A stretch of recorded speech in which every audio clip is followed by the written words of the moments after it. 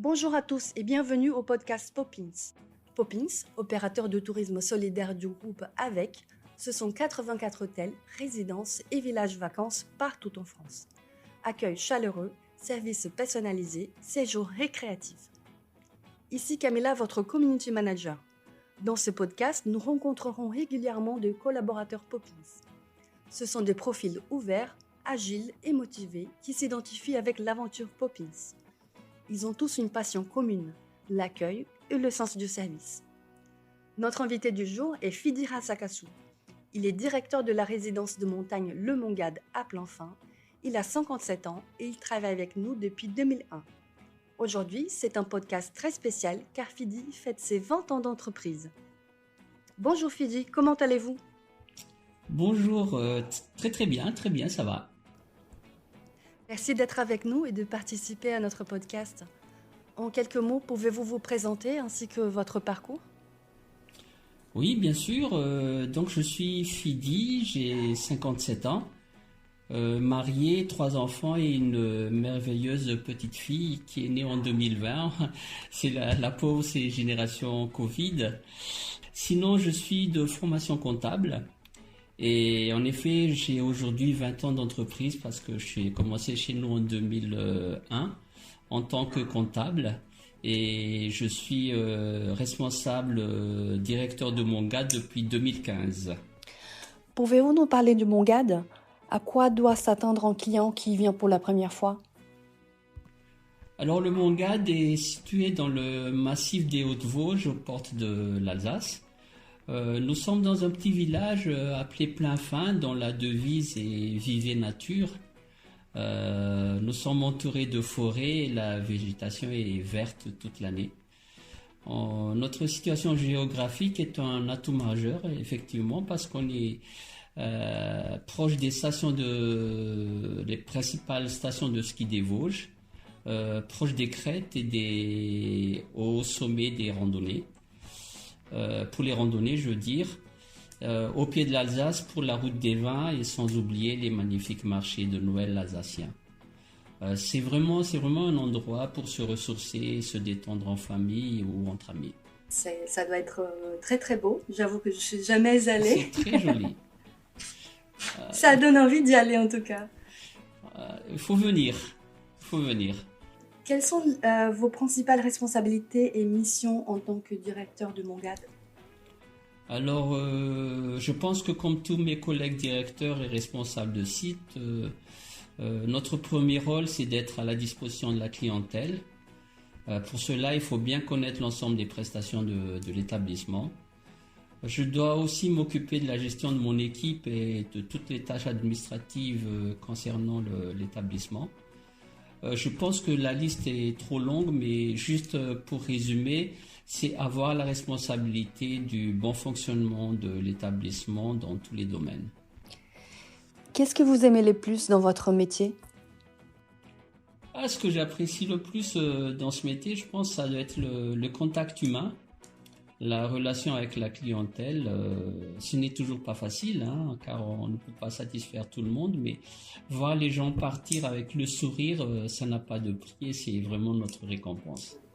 Et 20 ans avec nous, pouvez-vous nous partager une expérience qui vous a le plus marqué ? Oh là là, il y avait pas mal d'expériences, des souvenirs et d'expériences vécues, on a eu pas mal, mais ce qui me vient toujours en premier, c'est l'accueil de l'ensemble des groupes folkloriques de France. Tous les groupes folkloriques de France se sont donné rendez-vous au Mongade. Ils ont privatisé l'établissement pendant une semaine. On a beaucoup travaillé, on a fait des heures pas possibles, mais c'était vraiment inoubliable. Voir tous ces gens dans leurs habits traditionnels danser le disco avec les sabots et les tabliers. Danser le disco et le rock tous les soirs, c'était vraiment un souvenir merveilleux.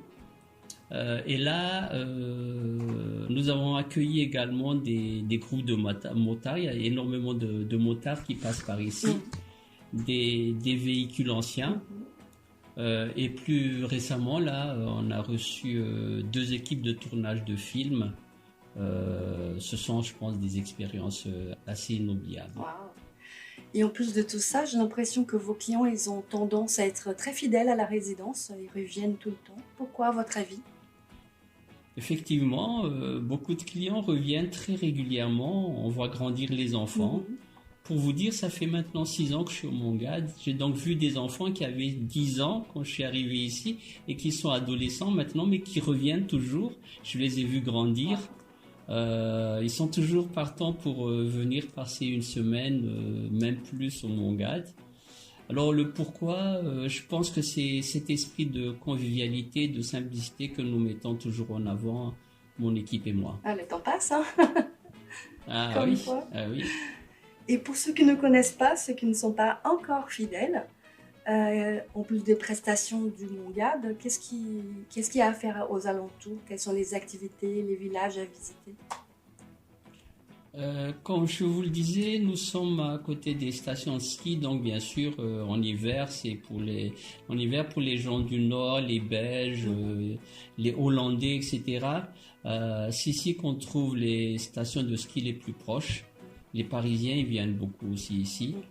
Le département des Vosges fait énormément d'efforts pour développer les activités de pleine nature, randonnée pédestre, randonnée vélo, etc. Et la route des crêtes est très appréciée par les motards. Et ne pas oublier les visites très enrichissantes des différents villages alsaciens en passant par la route des vins. Il y a pas mal de villages préférés des Français, Rigvir, Kazelsberg, etc. Par ici, quoi. C'est vraiment des villages à visiter. Ça donne vraiment très envie. Ouais. Maintenant, parlons de choses un peu moins drôles. Le contexte sanitaire a été très difficile pour tous et a dû sûrement impacter l'activité. Nous avons tous eu à nous adapter, chacun à sa façon. Quelles ont été les difficultés que vous avez rencontrées? Nous accueillons énormément de groupes de personnes âgées ici. Et donc le vrai problème, c'est que nous avons eu énormément de mal à les faire revenir depuis l'année dernière. Beaucoup de groupes ont annulé par manque de participants. Et ça y est, ils commencent à revenir petit à petit. Voilà. C'est une très bonne nouvelle et nous avons aussi mis en place un protocole sanitaire afin d'assurer la santé des clients et les rassurer en fait pour qu'ils puissent revenir. Oui, on a fait le nécessaire par rapport à ça, mais c'était vraiment les gens qui avaient peur de venir. Mais ça va, ça commence à revenir quand même, quoi. Les personnes âgées, ils avaient très très peur au début l'année dernière, hein, mois d'août. On a ouvert au mois d'août et septembre de l'année dernière. On a bien vu c'était très très très réticents. Mais bon, maintenant, voilà. Cette année, on a commencé à les faire revenir. On en a reçu déjà 4 groupes là ces temps-ci. Enfin, depuis le mois de juin. Voilà. Merci Fidi d'avoir participé à notre podcast et merci à tous de nous avoir écoutés. Rendez-vous au prochain épisode. En attendant, retrouvez-nous sur nos réseaux sociaux. Nous sommes sur Facebook, Instagram, LinkedIn et Twitter et bien sûr sur notre site web popins.com. Merci et à bientôt.